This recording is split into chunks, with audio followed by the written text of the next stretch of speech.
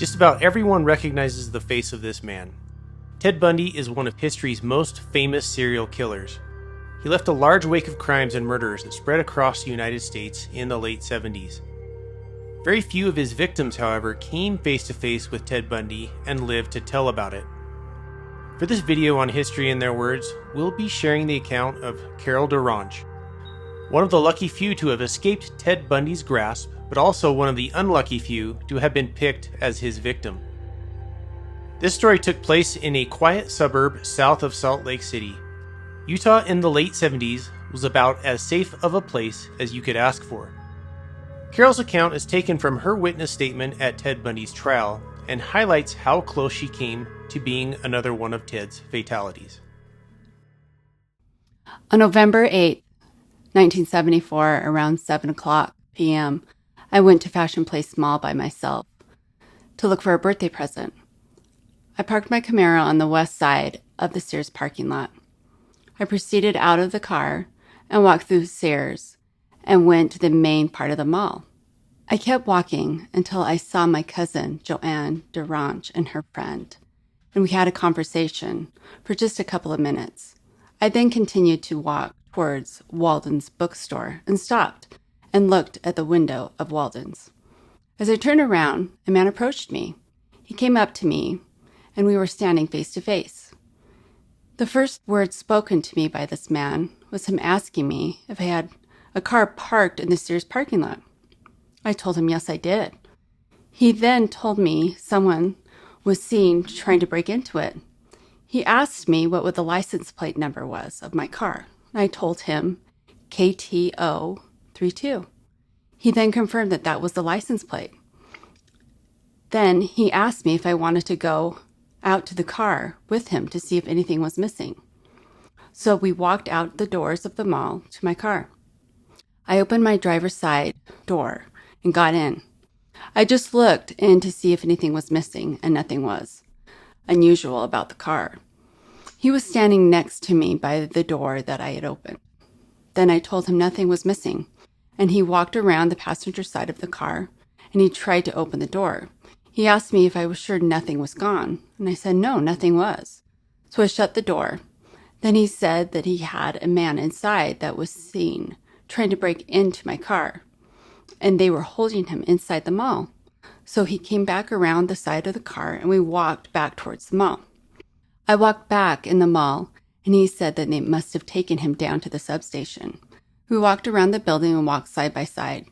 He asked me how old I was and if I was doing anything later that night, if I would be able to go over with him and sign a complaint against the man who was trying to break into my car. We walked back out through the other exit on the west side of the mall. We walked to the laundromat on the other side of the street. We walked to the door of the laundromat, and he tried to open it, and it was locked. He walked down the alley between this building and the laundromat while I stayed on the sidewalk. Then he turned around and came back.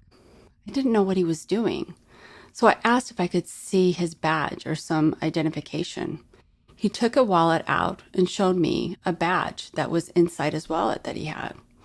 He then asked me if I could come down to the station with him and fill out a complaint.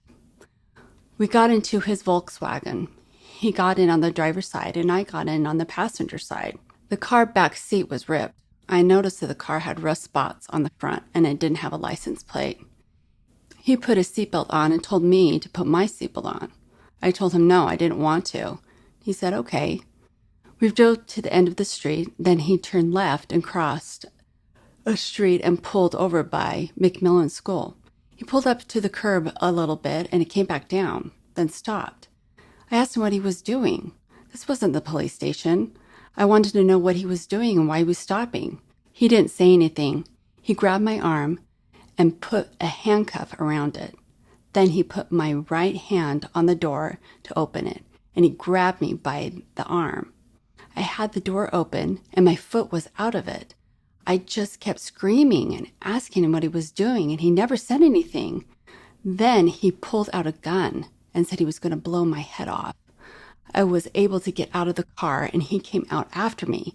He came across the passenger side out the same door I got out of, We were facing each other, and I was fighting with him. I tried to get loose. I remember grabbing hold of his arm and his hand, and I could feel that he had a bar in his hand. I was screaming as loud as I could. I was turning away and pulling and scratching. I felt a bar that was in his hand, and I had my hand around it. I was keeping it from coming down on me. He had it up in the air, and I had my hand up to protect myself. He was trying to hit me with the crowbar. I finally broke loose and ran around the front of the car and ran out to the street. I ran and saw another car coming because I could see its lights. I was waving and jumping up and down, and they stopped. I got in the car on the passenger side. I don't remember much after that.